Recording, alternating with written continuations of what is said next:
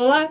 Todo dia 13 de fevereiro é comemorado o Dia Antaraj, ou Tandes. É comemorado na Armênia. Mesmo sendo um feriado pagão, as igrejas apostólica e católica armênias celebram como um banquete de purificação. Durante sua era pagã, os armênios celebravam o Tandes como o feriado de Tyr, deus da ciência e dos estudiosos, bem como Vahan, deus do fogo e do sol. O feriado está entrelaçado com a adoração do fogo da Armênia pré-cristã, simbolizando a chegada da primavera e da fertilidade. Tradicionalmente, as pessoas que participam desse ritual, as pessoas vão à igreja, levam velas acesas para casa para a família. Bia, eu ouvi falar que o nome dessa festa também é dito como Festa da Fogueira. Por quê?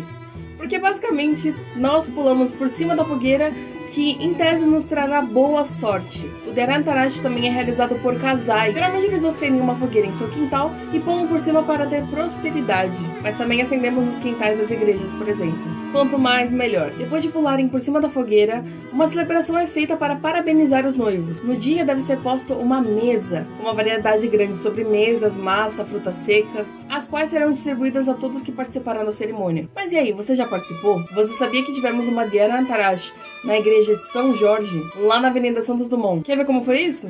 Vem comigo.